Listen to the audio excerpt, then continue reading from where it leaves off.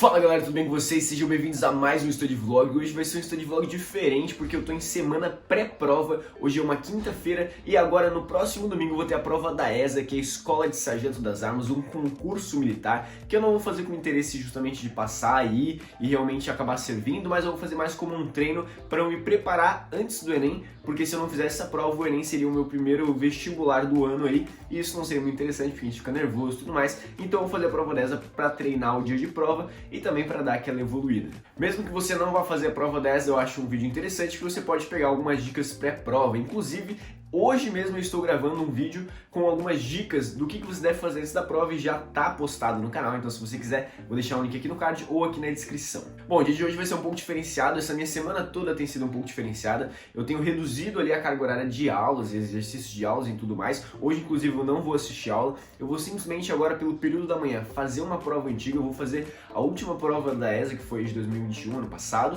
e também, junto dela, eu vou fazer uma redação para treinar realmente o tempo de prova e poder estar simulando a condição real do que eu vou acabar enfrentando no domingo. No vídeo de hoje eu vou passar algumas dicas de como fazer redação, de como que eu faço meu projeto de texto, algumas pessoas têm me perguntado isso, e também como que eu corrijo um simulado de forma eficiente, justamente para focalizar as minhas revisões, porque como a prova já está chegando e eu não vim estudando com foco para essa prova, eu preciso entender o que ela costuma cobrar e como eu posso revisar o que é importante para essa prova de forma rápida, sem perder tempo, sem ficar assistindo 10 horas de vídeo de revisão de muitas coisas que eu nem vou precisar, porque às vezes eu já sei. Então a gente vai fazer aquela revisão específica, focada, então é isso aí. Então vou lá, vou fazer o projeto de texto, vou fazer o rascunho, vou fazer a prova, depois vou passar tudo a limpo e ali pelo período da tarde eu vou estar corrigindo e passando várias dicas para vocês, como que vocês podem fazer a mesma coisa aí na casa de vocês. Espero que essas dicas possam ser úteis. Bora lá!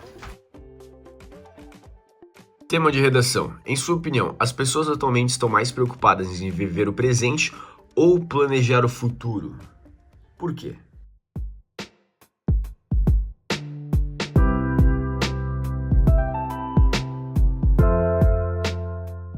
Ó, galera, muita gente me pergunta como que eu faço meu rascunho de redação, então aqui eu vou explicar pra vocês. Não tá bonito, mas comigo explicando acho que vocês vão entender. Primeiro eu escrevo aqui justamente a proposta, né? Em sua opinião, as pessoas estão mais preocupadas em viver o presente ou planejar o futuro? Retirei a ideia principal, presente versus futuro. Chego à conclusão que, na minha opinião, o presente é o que as pessoas estão mais preocupadas. Dentro disso, eu distribuí 2 vieses, um para cada parágrafo, certo? No primeiro eu vou abordar uma questão de tecnologia, evolução e catástrofes, falando que isso aqui, contextualizando isso aqui, né, faz com que as pessoas se preocupem muito com o presente e pouco com o futuro. E no segundo desenvolvimento eu vou trazer uma questão cultural de uma geração imediatista, também para falar que as pessoas, por conta aí do jeito que elas vivem, por conta da cultura que a gente tem incutida dentro de nós, a gente se preocupa demais com o presente. Posteriormente a isso eu vou partir para o brainstorm, que é a chuva de ideias. Aqui eu vou colocar as fundamentações que eu acho plausíveis para encaixar dentro do tema.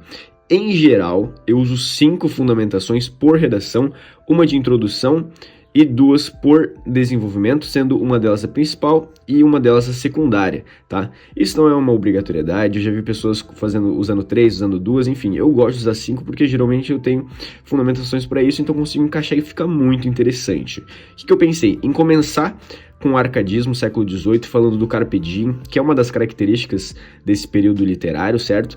Então, Carpe Diem, aproveitar o momento, faz tudo sentido com isso aqui. Depois, eu vou contextualizar dentro da questão da tecnologia, evolução e catástrofe, trazendo a questão da globalização, as teias de informações que a gente tem hoje, e falando que a gente tem um acesso muito grande a catástrofes mundiais, a gente abre o jornal, tá sempre falando sobre isso, e isso gera justamente a eco-ansiedade, que é algo que eu aprendi hoje, que é quando as pessoas ficam demasiadamente pensando nessas catástrofes sociais que a gente vê durante os dias, nas televisões, e também um exemplo clássico disso é o que a gente viu aí na pandemia, muitas pessoas sofrendo por conta disso, certo? Então eu vou fazer essa conexão falando aqui de tecnologia, evolução e catástrofe, certo? No segundo parágrafo, eu pensei em mais 2 fundamentações para falar dessa questão cultural e de uma geração imediatista, nada melhor do que Zygmunt Bauman com a sua teoria de modernidade líquida. Então, eu vou citar isso aqui, vou contextualizar ele e no final do parágrafo vou colocar essa fundamentação secundária, que é uma parte da música do Charlie Brown Jr., falando aqui, vamos viver, vadiar, o que importa é a nossa alegria. E aqui eu vou retomar a primeira fundamentação, lá do arcadismo, falando de Carpe Diem, falando que isso é uma ideia que se mantém ainda nos dias atuais, citando a música do Chorão, e é isso aí, e aí eu fecho a minha redação, vamos ver como é que vai ficar. Aí pode ver que realmente é um padrão, eu geralmente faço assim, às vezes eu coloco mais 5 fundamentações, vou escolhendo entre elas, né, daí eu vou numerando ali e tal. Ó, essa aqui eu coloquei uma porrada de fundamentações, coloquei 9, que eu tava mais inspirado. Hoje não tô tanto. E é assim que eu faço.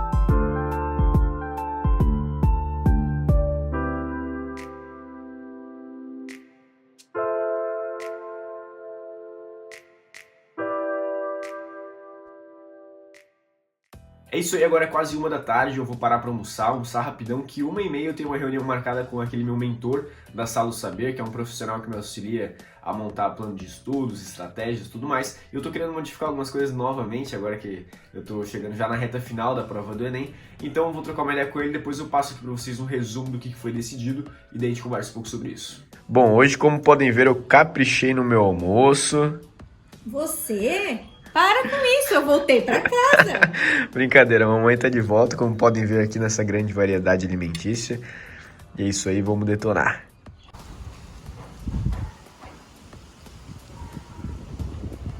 Próximas 2 refeições já preparadas. Nossa dietinha de bulking aí tá bombando.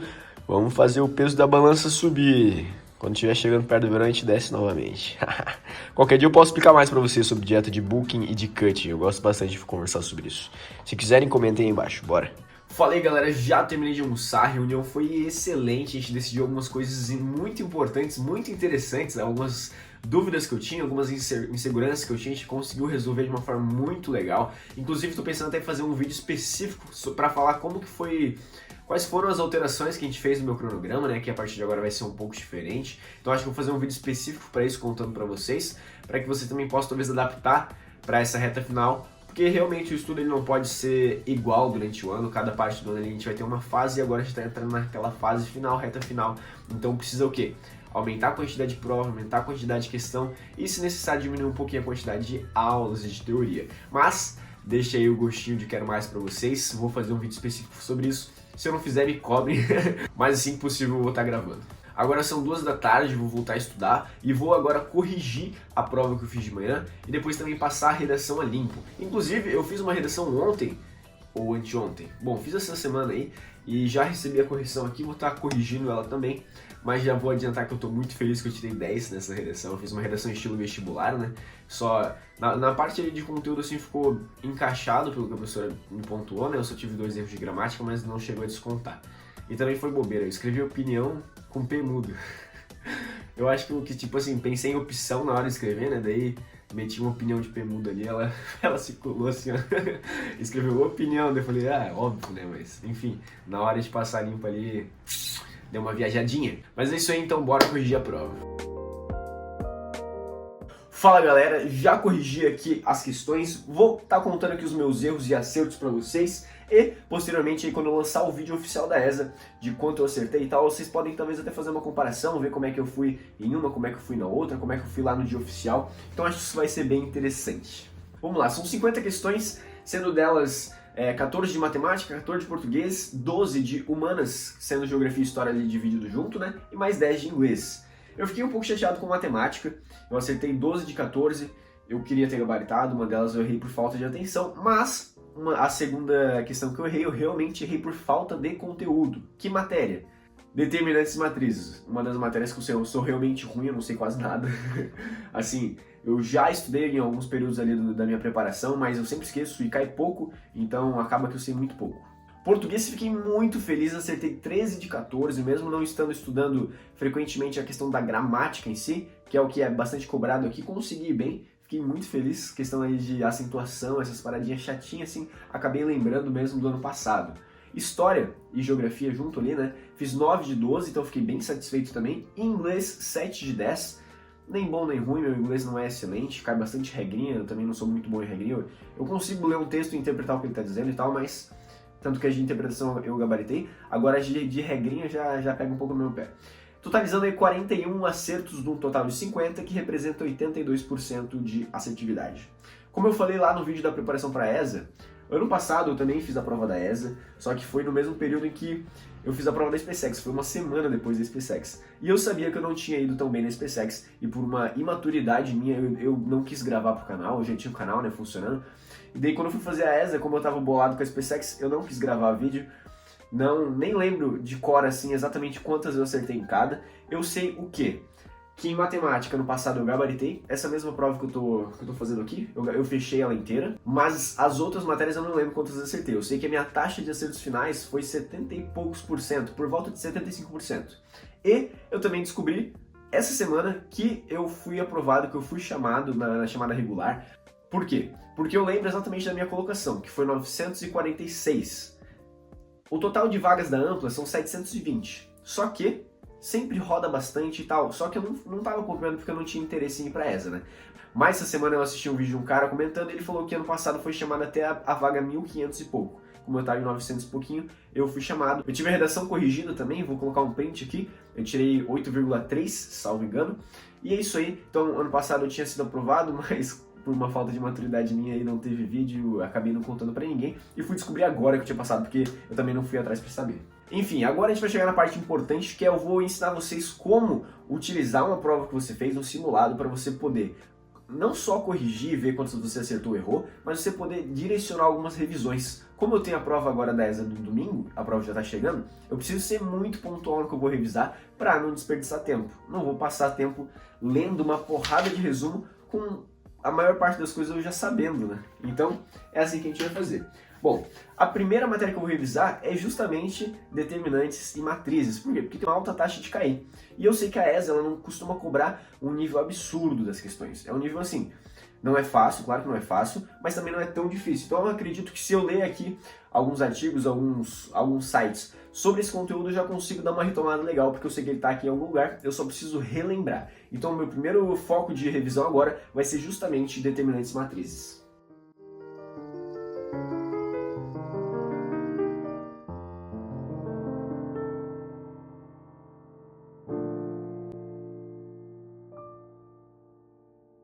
Aqui, ó, achei aqui do Me Salva, resumos, gratuito e tal. Vou fazer a leitura de tudo isso aqui. O que eu julgar importante, vou passar por um papelzinho de forma de resumo. E daí, esse papelzinho é o que eu vou levar lá no domingo para ler enquanto estou indo para a prova. É o que eu vou ler no meu sábado, dia pré-prova. Então, vou fazer aqui e depois eu volto para dar mais algumas dicas para vocês. Inclusive, ainda vou passar a redação a limpo e vou dar uma mapeada ali, contando um pouco sobre como eu acabei utilizando as fundamentações, como que eu encaixei, como que eu conectei elas umas às outras, então vai ser bem legal. É isso aí, galera, já finalizei o simulado, já também terminei de corrigir ele, passei alguns erros que eu julguei importantes pra cá, ó, certo? Matemática, português e inglês, fiz esse resuminho. Agora eu vou terminar de passar a redação limpa e a gente vai trocar uma ideia sobre alguns pontos dentro da redação, coisas que são interessantes, coisas que não são tão interessantes. Vem comigo. Redação finalizada.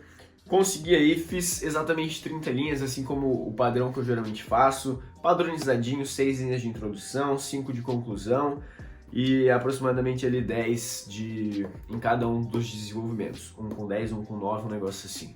Vou retomar o tema para vocês porque eu achei interessante. Eu geralmente tento pegar temas um pouco mais abstratos, porque são os que eu tenho dificuldade de escrever. Se eu pegar, por exemplo, crise hídrica, queimadas no Brasil, fome no mundo. São coisas que eu já tenho facilidade para escrever, então eu tento pegar sempre coisas subjetivas.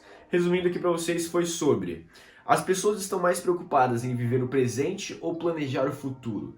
Abordei a ideia de que era viver o presente. Como que eu fundamentei isso? Primeiro eu trouxe um conceito que é o Carpe Diem, que é justamente aproveitar o momento, que é um conceito que foi muito utilizado pelo arcadismo do século XVIII. Se você lembrar lá dos períodos literários, você vai estudar sobre isso. comecei a redação citando isso e falando que é uma característica que perdurou até a sociedade contemporânea. Já no primeiro desenvolvimento, eu trouxe uma ideia de que a globalização atrelada à tecnologia fez com que a gente evoluísse muito rápido, de fato. Tivemos comodidade, tecnologia e tudo mais. Porém, como consequência, tivemos aí grandes desastres naturais que são cada vez mais comuns hoje em dia. Aquecimento global, furacões, tsunamis, terremotos, tudo isso são coisas aí que podem ser modificadas por ações antrópicas. E eu falei que hoje a gente tem, né, a gente liga a televisão, isso é só um exemplo, a gente liga a televisão e, cara, a gente só vê coisa ruim, é só reportagem ruim. E citei algo aí que está sendo estudado pelos médicos hoje em dia, talvez aí posteriormente se torne uma doença de fato, mas está sendo estudada já, que é a ecoansiedade. Eu descobri essa semana, inclusive, o que é justamente pessoas que ficam ansiosas com medo de possíveis desastres naturais. Coloquei então um pouco desse estudo aqui como minha segunda fundamentação e trouxe que esse cenário caótico em que a gente vive justamente é o que faz com que as pessoas queiram aproveitar o momento o máximo possível, porque tudo isso gera uma insegurança no ser humano. Cada dia que passa a gente vê que a gente não tem controle sobre nada. É difícil planejar daqui 2 anos porque pode acontecer outra pandemia, pode acontecer uma crise mundial, pode acontecer uma crise monetária e tudo se desestabilizar. Então, coloquei isso aqui no primeiro desenvolvimento. Já no segundo, eu trouxe uma questão cultural, relacionando aí com a teoria de modernidade líquida de Zygmunt Bauman. Para explicar isso, eu sempre penso da seguinte forma. Imagina você pega a sua mão e você coloca água aqui em cima. O que vai acontecer com essa água? Vai escorrer pelos buraquinhos que tem na sua mão. Por quê? Porque ela é líquida. Qual que é o significado disso? Você coloca água aqui, ela não fica. Por quê? Por causa da efemeridade. Tá tudo mudando muito rápido, tá tudo evoluindo muito rápido. Zygmunt Bauman, ele vai falar desde relações interpessoais, que já não são mais duradouras. Usei recentemente isso numa redação para falar sobre... Eu não lembro qual que era a proposta, mas em um dos desenvolvimentos ali eu trouxe a questão do casamento, que hoje isso é banalizado, né? Qualquer coisinha as pessoas estão se divorciando, e é justamente esse contexto de Zygmunt Bauman de sociedade líquida e um contexto de relações interpessoais. Mas ele também aborda a questão do comércio, a questão das tendências, da moda e tudo mais. E como que eu conectei com a proposta do texto? Falando que todas essas mudanças evolutivas, essa sociedade acelerada na qual a gente vive, faz com que seja muito difícil também planejar o futuro e que crie em nós uma necessidade de aproveitar o momento cada vez mais, porque a gente não sabe do amanhã. E vou ler aqui o final do parágrafo para vocês, que é a citação do Charlie Brown Jr. Primeira vez que eu cito uma música num texto, eu não sou, sei lá, nunca lembro na verdade, mas essa aqui eu lembrei e falei, vamos ver o que dá. Eu falei o seguinte, sobre isso: o artista contemporâneo Charlie Brown Jr. disse em sua canção: "Vamos viver, vadiar, o que importa é a nossa alegria." Esta mentalidade enraizou-se culturalmente na sociedade e teve como resultado essa geração imediatista que criou uma visão descrédula de que o amanhã pode ser melhor. E assim, ignoram. Ignora quem? O amanhã, claro. E finalizei ali dando aquela retomada na tese e tal, certinho, e falando que as próximas gerações vão sofrer as consequências da nossa geração ter sido muito imediatista e vão ter que consertar isso. Redação finalizada. Bom, agora são quase 8 horas da noite já terminei de comer, já terminei de estudar também, tudo que eu precisava fazer hoje, e tá chegando o melhor momento do dia, que é o dia de puxar aquele ferro monstro. Então vem com o monstro. Saudade dos vídeos do Léo Stronda 2015, 2010, nossa, era massa, velho. Enfim, calma aí que eu já volto. E como de costume, se você for acompanhar a parte mais irada do meu dia, porém, se você não se interessar por essa parte, muito obrigado por ter assistido esse vídeo até aqui. Não esquece de se inscrever no canal, deixar um like daquele jeito, um comentáriozinho pra me motivar. E isso aí, bora pra cima. 7, 6, 5, 4, 3, 2, 1. Bom, hoje é um treino de ombro e tríceps. Começamos aí com desenvolvimento halter e, de forma conjugada com este exercício, a gente também já vai meter logo um lateral também com halter sentadinho, esse aí. E eu quero que vocês deixem o like neste momento, porque a academia tava socada de gente, mesmo assim a gente gravou o vídeo aí pra vocês, poder estar trazendo esse conteúdo irado. Então é isso aí, vamos continuar com o treino. Como segundo exercício, a gente fez um frontal, também exercício conjugado, a gente trabalhou aí frontal junto com trapézio. Recomendo já deixar todos os pesos ali organizadinho, igual a gente fez no banco, para facilitar a sua vida e não vir nenhum bonitão e acabar catando o teu peso. Agora uma dica muito importante, serve para qualquer grupamento muscular, mas alguns isso é mais importante ainda, é você lembrar que você está trabalhando aquele músculo, você mentalizar ele enquanto você faz, para que você não simplesmente esteja fazendo força, mas que você esteja fazendo força de forma inteligente, realmente trabalhando a sua consciência corporal. Como terceiro exercício, fizemos essa remada alta no cabo, muito interessante, está bem simples de fazer, você pode pegar uma barra reta, colocar na polia, só o único cuidado é fazer com que o teu cotovelo não suba demais e também não de menos, formando sempre mais ou menos uns 90 graus entre a elevação do seu braço e o seu tronco. A gente também fez manguito, mas na hora estava realmente muito cheio e não deu para gravar, bora para tríceps. Decidimos começar fazendo paralela com uma caneleirazinha para dar aquele peso a mais. E aí tem 3 vídeos desse, porque sempre passava alguém de fundo, daí meu amigo parava de gravar, daí ele começava de novo, daí passava alguém, ele começava de novo, foi bem engraçado. Mas é isso, primeiro exercício de tríceps paralela, você consegue fazer até aí numa praça se quiser, porque isso é bem abrangente. Como segundo exercício a gente meteu esse tríceps polia, que é na verdade uma variação daquele que você consegue fazer em pé, que é o mais comum, né? Esse daí exige um pouco mais de consciência corporal, é mais difícil ainda manter o cotovelo retinho ali sem se mexer, e a gente trabalhou com drop set aí também, que é fazer ali as 10 repetições, parar, abaixar um pouco a carga e depois fazer novamente até a falha. Bisu Master, dá uma girada de pulso no final, vai pegar a cabeça do tríceps de um jeito sinistro. E como terceiro exercício, novamente um conjugado, esse dia a gente estava pra frente, fizemos o quê? Esse tríceps polia com a barra, só que as primeiras 10 repetições eram dessa forma, que é a pegada pronada, e as outras 10, abaixando um pouco a carga, né? A gente fez daí a pegada supinada para pegar uma diferenciação ali no tríceps e um exercício muito bom. E para finalizar como último exercício, a famosa francesinha. Exercício excelente também. Aquela dica padrão para quando você vai treinar tríceps, cuida do cotovelo, o cotovelo tem que estar sempre fixo, firme. Se você começa a abrir demais é porque você está numa carga excessiva para tua força, beleza? Então é isso aí, esse foi o treino de hoje, ombro com tríceps, muito bem feito, muito bem pago, bora! Então mais um dia finalizando por aqui, valeu por ter assistido até agora, tamo junto e até o próximo vídeo, é nóis!